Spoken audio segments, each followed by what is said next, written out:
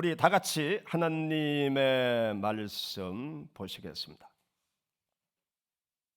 하나님의 말씀 마태복음 25장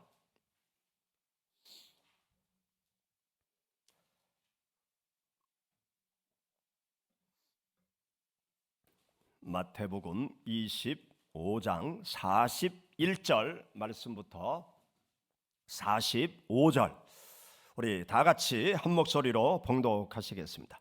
또 왼편에 있는 자들에게 이르시되 저주를 받은 자들아 나를 떠나 마귀와 그 사자들을 위하여 예비된 영원한 불에 들어가라. 내가 줄일 때 너희가 먹을 것을 주지 아니하였고 목마를 때 마시게 하지 아니하였고 나그네 되었을 때 영접하지 아니하였고 병들었을 때와 옥에 갇혔을 때에 돌보지 아니하였느니라 하시니 그들도 대답하여 이르되 주여 우리가 어느 때에 주께서 줄이신 것이나 목마르신 것이나 나그네 되신 것이나 헐벗으신 것이나 병드신 것이나 옥에 갇히신 것을 보고 공양하지 아니하더이까. 이에 임금이 대답하여 이르시되 내가 진실로 너희에게 이르노니 이 지극히 작은 자 하나에게 하지 아니한 것이 곧 내게 하지 아니한 것이니라 하시리니. 성도님들의 기도와 사랑 속에 제가 성지순례를 잘 다녀왔습니다. 지난 4월 17일 오후 3시경에 한국을 출발해서 이스라엘에 저녁 10시경에 도착을 했습니다. 그리고 호텔에 가니까 11시경이 됐고 그 다음날 아침 5시 반에 기상을 해서 첫날 성지순례 지역인 가이사랴 지역으로 갔습니다. 성지순례하는 한 1박 12일 동안 매일 아침 5시 반 기상 6시 반 식사, 8시 출발, 하루에 15,000보 정도 걸으면서 성지순례를 했습니다. 성지순례를 갔다 오니까 제가 새끼 잘 먹었는데도 한 2kg가 줄었더라고요. 감사하게. 성지순례를 하는 일정 중에 첫날 가이사랴를 갔는데 하나님께서 이벤트를 준비해 놓으셨더라고요. 가이사랴에 갔더니 영화배우 차인표가 기다리고 있는 거예요. 가이사랴에 가서 그 가이사랴라는 지역에 헤롯 왕이 인공적으로 항구를 만들고 또 궁전을 건설한 그 인공 도시거든요. 그래서 그 유적이 지금도 건재하게 남아 있습니다. 그것을 갔는데 차인표가 웬일인지 거기에 와 있는 거예요. 무슨 영화를 촬영하는지 거기에 와 있는 거예요. 어떤 목사님이 차인표다 그래가지고 전부 다 목사님 사모님들이 우르르 가서 단체 사진을 찍었습니다. 그리고 또 인증샷을 남겨야 되잖아요. 제가 또 주일학교 학생들한테 자랑을 해야 되니까 그래서 인증샷을 찍으니까 친절한 차인표 씨예요. 웃으면서 한 사람 사진을 같이 찍어주더라고요.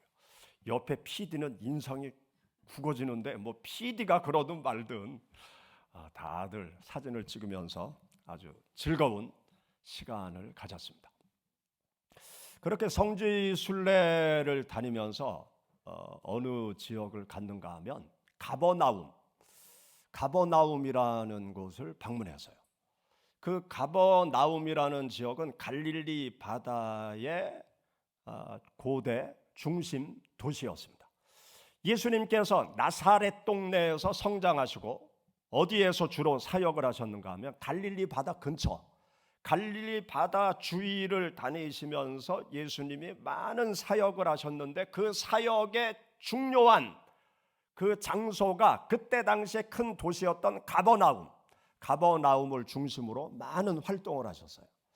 가버나움에서 회당장 야이로의 죽은 딸도 살리시고 왕의 신하의 아들이 죽어가던 아들을 고치는 사역을 예수님께서 하시고, 또 베드로 장모가 열병에 걸려 시름 죽어갈 때 예수님께서 베드로와 함께 신방을 가셔서 깨끗하게 치료해 주신 곳도 가버나움.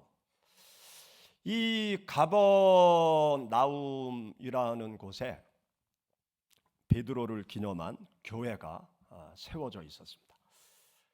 이 갈릴리 바다 근처에 베드로를 향해서 네가 나를 사랑하느냐, 그렇게 3번 질문한 그 갈릴리 바다 해변, 예수님께서 물고기를 구워놓고 떡을 구워놓고 고기잡이 하던 제자를 부르시던 그 해변, 그곳에 베드로 기념교회를 세워 놓았더라고요. 그 가버나움의 베드로 기념교회를 가기 위해서 매표소를 지나서 정원을 지나서 한 바퀴 돌고 또 정원을 지나서 나오는데 제 눈에 확 들어오는 조각상이 하나 있었어요. 벤치에 노숙자가 누워있는 조각상이에요. 그래서 눈에 확 들어와서 그 앞에를 보니까 거기에 문구 하나가 적혀 있었습니다. 어떤 문구가 적혀 있었는가 하면 홈리스 지저스, 홈리스 지저스라는 문구가 딱 적혀 있더라고요. 그래서 사진을 찍으려고 하는데 시간을 관리하는 목사님이 장 목사님 빨리 와요, 늦으면 $1 그렇게 얘기하더라고요.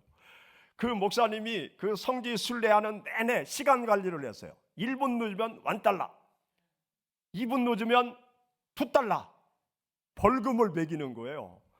그래가지고 사진을 찍고 싶은데 내 이름을 부르면서 빨리 오라는 거예요. 제가 항상 늦었어요. 왜냐하면 사진을 찍으면서 쫓아다녔거든요. 그래서 계속 뛰어다녔어요. 사진 찍고 뛰어가고 사진 찍고 뛰어가고. 그런데 그 사진을 찍으려고 하는데 내 이름을 부르는 거예요. 그래서 사진을 찍으려고 하다가 못 찍고 아쉬운 상태로 돌아오는데 그 조각상과 그 조각상 밑에 적혀있는 홈리스 지저스, 그게 머리에서 사라지지를 않는 거예요.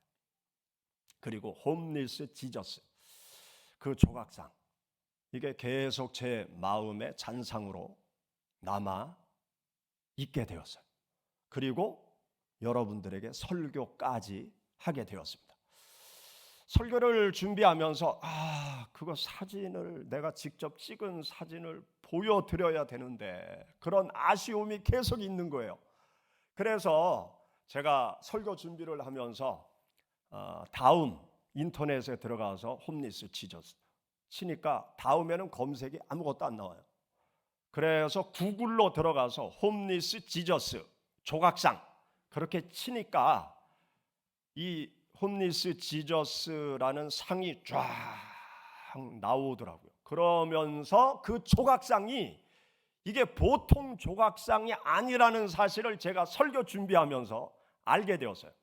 가이드 목사님도 설명을 안 한 그 조각상인데, 이 조각상이 전 세계 100여 곳에 설치되어져 있더라고요. 이 조각상이 알려지게 된 것은 이 조각상을 어디에 설치를 했는가 하면 로마 바티칸 베드로 성당에 이 홈리스 지저스라는 조각상을 설치해 놓은 거예요. 그리고 프란체스카 교황이 이 홈리스 지저스 상 앞에 가서 무릎을 꿇고 이 조각상 위에 손을 얹고 기도를 하고 난 다음에 그가 어떤 말을 했는가 하면 훌륭한 예수 그리스도의 모습입니다. 그 말을 한 이후에 전 세계로 이 홈리스 지저스 조각상이 알려지게 되었습니다. 여러분들 홈리스 지저스라는 조각상 한번 보실까요? 정말 벤치에 노숙자가 누워 있는 것 같죠. 이게 전 세계 100여 곳에 설치되어져 있는데 실제로 사람들이 저녁 때 노숙자가 누워 있는 걸로 알고 경찰에 신고하는 사례가 많이 벌어지고 있다는 거예요. 저 조각상이 홈리스 지저스라는 주제의 조각상입니다.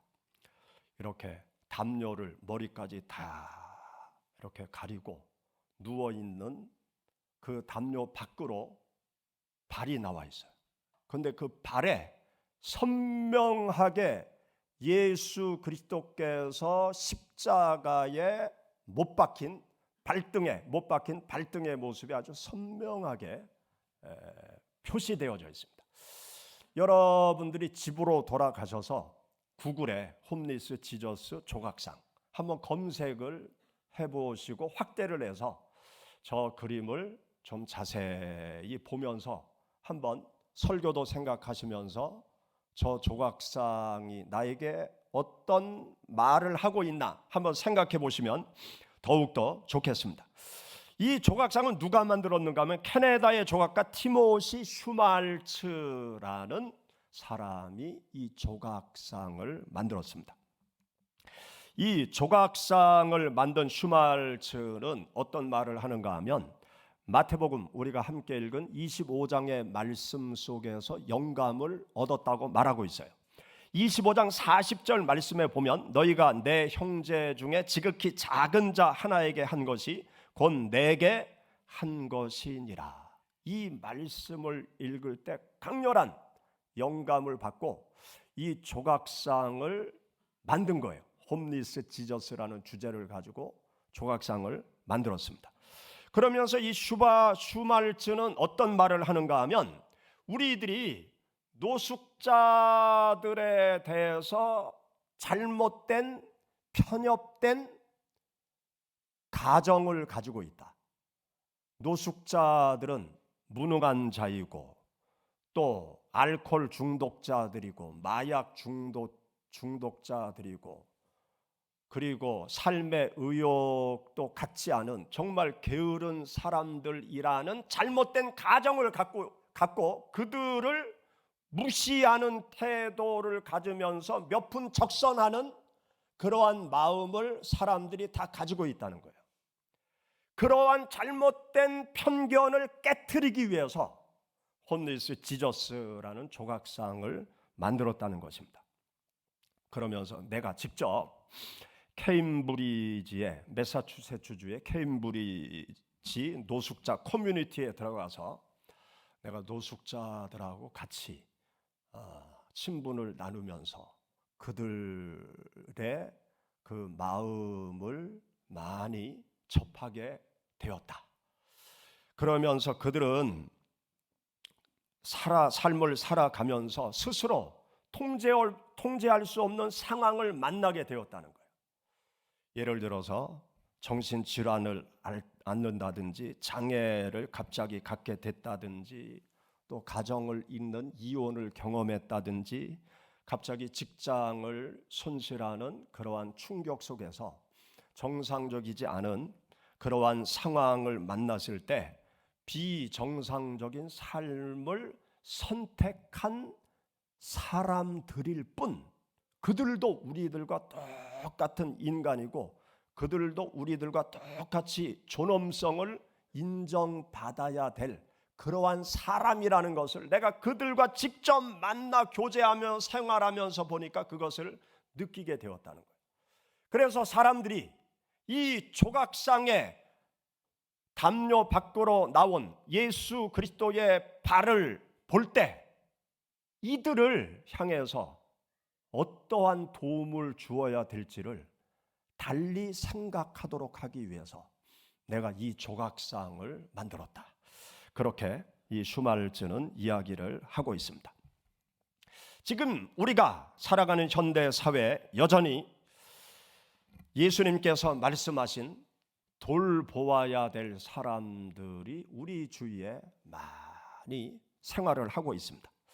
우리 주위를 보면 줄인 자가 아직도 있고 목마른 자가 아직도 있고 나그네 된 자들이 아직도 있고 헐벗은 자들이 아직도 있고 병든 자들 또 억울하게 옥에 갇혀 있는 사람들이 여전히 있고, 나그네 된 외국인 노동자들이 많은 서름과 고통을 받으면서 이 땅에 우리와 함께 살아가고 있는 것을 우리 모두가 알고 있습니다. 사랑하는 여러분, 우리들이 예수 그리스도를 믿는 신앙의 길을 걸어갈 때 이렇게 어려움 가운데 처해 있는 많은 사람들, 그 사람들이 예수 그리스도시다 라는 생각을 가져야 되지 않을까? 그런 생각을 여러분들 해보신 적 있으십니까? 우리 주위에 어려움 당하는 많은 사람들, 그 사람들에 대해서 우리 예수 그리스도 믿는 성도들이 받아들이지 않고 호의를 보이지 않고, 그러한 사람들과 친분을 맺지 않고, 그러한 사람들을 멀리하고, 이러저러한 나의 기준과 가치관을 가지고 그들을 정죄하고 또 그들을 비판하고 판단하는, 그러면서 멀리하는 행위, 그러한 행위가 예수 그리스도를 노숙자 예수 그리스도로 만드는 일이 아닐까요? 그들을 영원히 홈리스 지저스로 만드는 일이 아닐까요? 우리가 깊이 생각해 봐야 됩니다. 우리는 살아가면서 그들을 정죄하기에 앞서서 저들을 섬기는 것이 예수 그리스도를 섬기는 것이다, 그러한 생각을 가져야 될 것입니다. 그들을 비판하기에 앞서서 어려움 당하는 모든 사람들을 섬기는 것이 예수 그리스도를 섬기는 것이라는 생각을 예수 그리스도 믿는 우리들은 가져야 될 것입니다. 그들을 무시하기에 앞서서 저들을 섬기는 것이 예수 그리스도를 잘 섬기는 것이다, 그러한 생각을 가져야 될 것입니다. 요한계시록 3장 20절 말씀 가운데 보면, 볼지어다 내가 문 밖에 서서 두드리노니 누구든지 내 음성을 듣고 문을 열면 내가 그에게로 들어가 그로 더불어 먹고 그는 나로 더불어 먹으리라, 그렇게 예수님께서 말씀하셨습니다.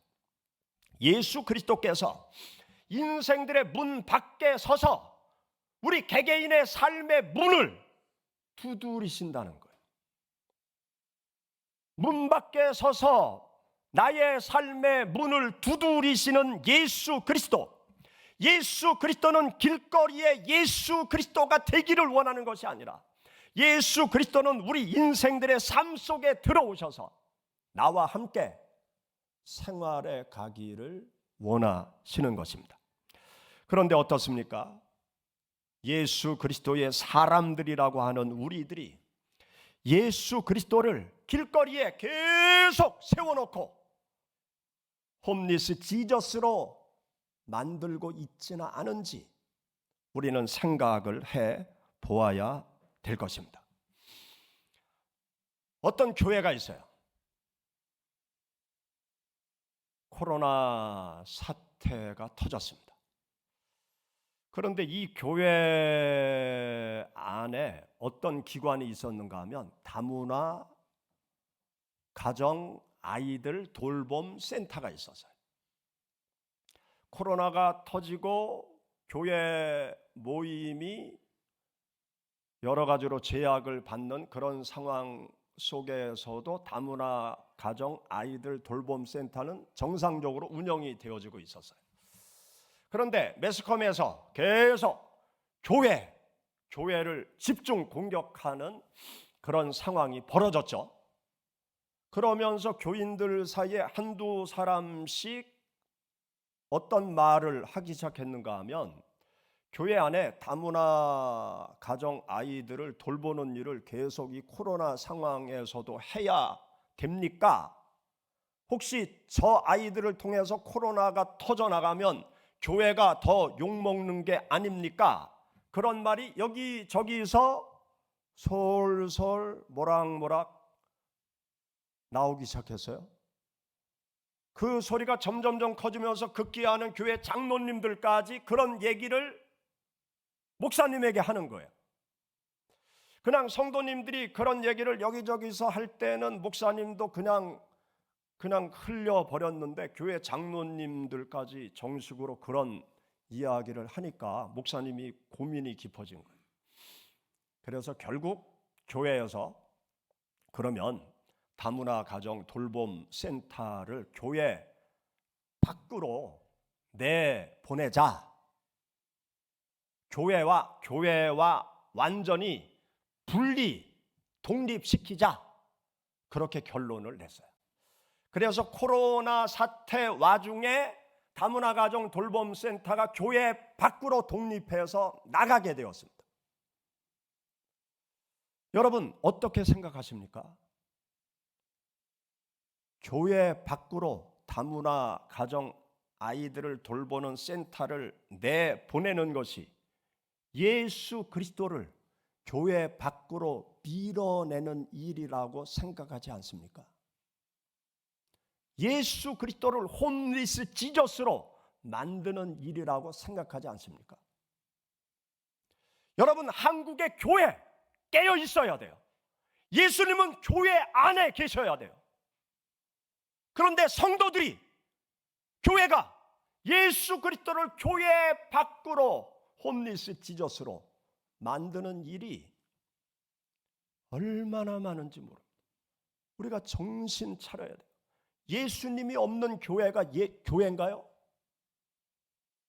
예수님이 어디에 계십니까?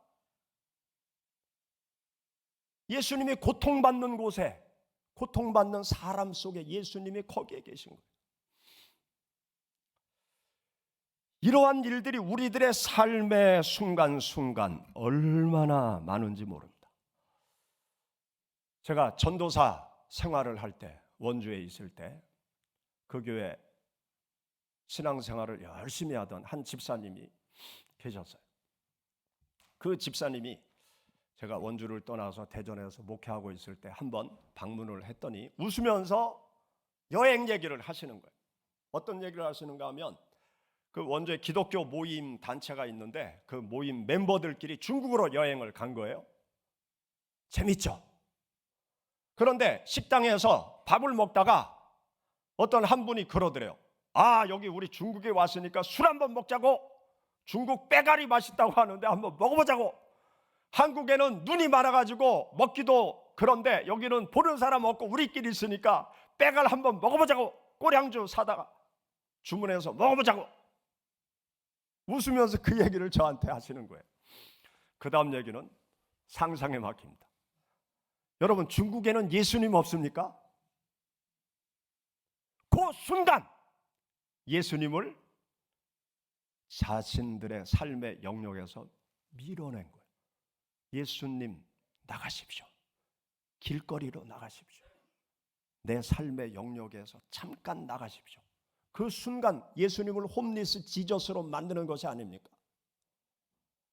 우리의 삶의 순간순간 예수 그리스도께서 주인 되시고 나를 다스리고 통치해야 되는데 예수님을 내 삶의 순간에서 밀쳐내고 내 마음대로, 내 뜻대로, 내 생각대로, 내 감정대로 그렇게 예수 그리스도를 따른다고 하면서 예수님을 홈리스 지저스로 만드는 그러한 순간이 있지 않습니까?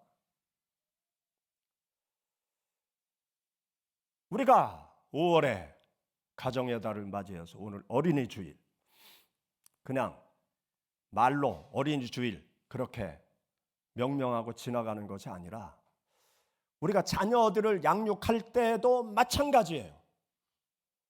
자녀 교육 속에 예수 그리스도를 모셔드리고 자녀 교육 속에 예수님께서 나의 자녀들을 다스리고 통치하는 그 삶이 되어질 수 있도록 부모가 자녀를 믿음 안에서 잘 양육해야 돼요.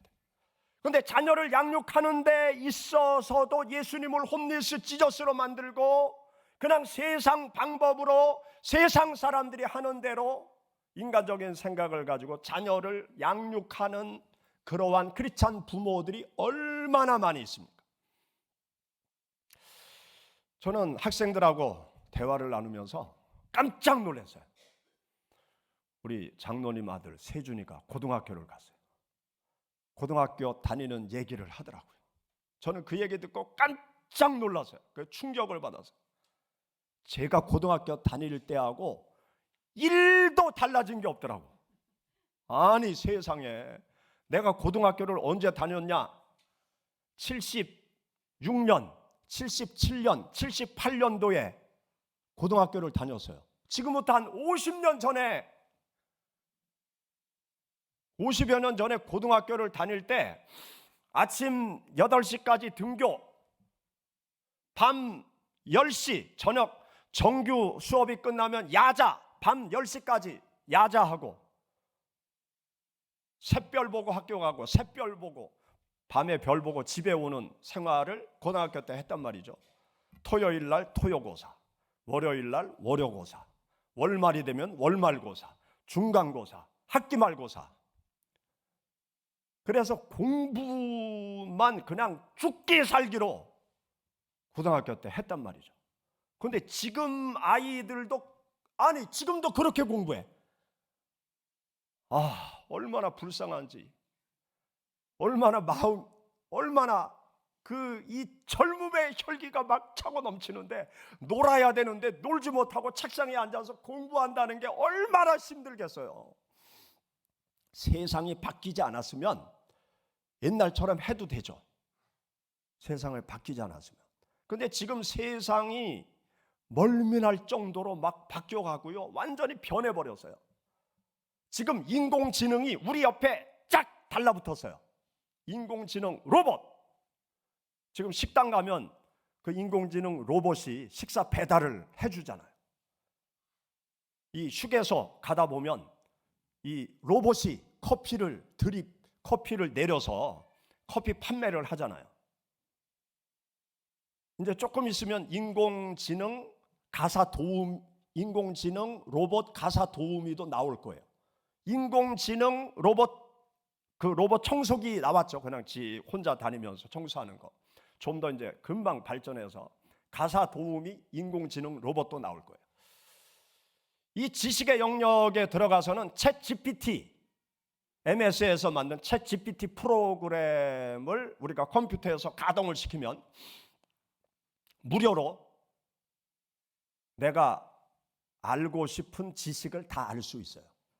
질문을 잘하면 음악도 작곡을 해요. 그림도 그릴 수 있어요. 질문을 잘해야 돼요. 질문을 잘못하면 빵점짜리 결과물을 얻는데, 질문을 잘하면 전문적인 모든 지식을 챗 GPT가 다 알려줘요. 앞으로 이 인공지능, 이 컴퓨터 기술이 점점 발달하면 인간의 뇌신경하고 컴퓨터하고 연결이 가능할 거예요. 그래서 백과사전 메모리 칩을 내 몸에 딱 장착하고 뇌신경하고 연결만 시켜놓으면 갓 태어난 아이들도 세계 대백과사전 싹 알 수 있는 그런 때가 금방 올 거예요. 그러면 새벽에 가서 학교 공부, 별 보면서 학교에서 집으로 돌아올 일이 말짱 도루묵, 그거 할 필요가 없어요.